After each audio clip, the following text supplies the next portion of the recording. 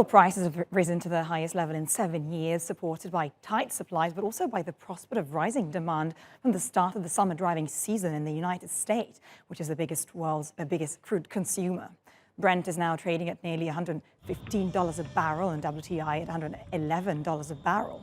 Global crude supplies continue to tighten as buyers avoid oil from Russia amid sanctions following its attack on Ukraine. But the crude supply situation is also tightening in the U.S. ahead of the 3-day Memorial Day weekend, which is expected to be the busiest in 2 years. This is causing fuel demand to rise as more drivers plan to hit the road and shake off those coronavirus pandemic restrictions despite very high fuel prices.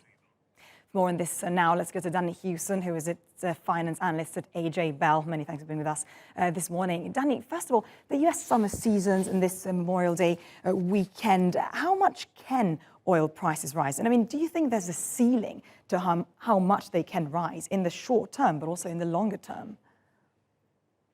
Well, of course, we had that short shock when Russia invaded Ukraine back in March, when we had oil prices heading on for $140 a barrel for Brent crude. At the moment, although oil prices have become elevated in the last few days, and clearly the anticipation of the Memorial Day weekend, that driving season that you spoke about, is pushing prices up at a time when we are expecting certainly lockdowns in Shanghai to come to an end very shortly. But in terms of how high that price could get, it really does depend upon what that supply-demand equation really looks like. As you've said, Saudi Arabia have said that OPEC isn't keen on adding any more oil supply into the situation at the moment because it is still very much working with Russia as part of that organization to really balance global oil supplies. However, as you said, there are big question marks about exactly how much would be required when China does get back up and running. It is a big concern, but one of the things that Saudi Arabia have said is that potentially it's not oil supply that is the issue, but refining capacity, which could be the one thing that could send prices rising. In terms of a ceiling, we're probably not going to get back to $140 a barrel, but, we could well be heading on towards $120 if motorists really do get back in their cars in the United States. Interesting, 120 then. Meanwhile, France's new foreign minister said she was optimistic that those still opposed to a new European Union sanctions package could now be convinced. Do you agree, first of all? And I mean, could Europe really manage that?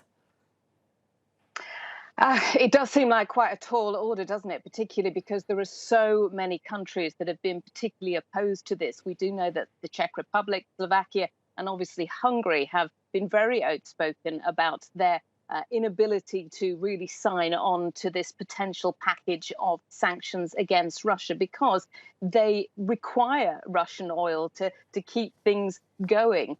That said, the new France foreign minister has said that she is incredibly optimistic, and we do know that there have been a great deal of negotiations and discussions taking place behind the scenes. Whether or not an agreement can be reached before the next meeting of the EU heads of state, which is due to happen next week, I think is unlikely. But that, of course, is talking as an outsider and not someone that's been involved in conversations behind closed doors. Absolutely, we will monitor that situation. Danni Hewson, many thanks for being with us this morning.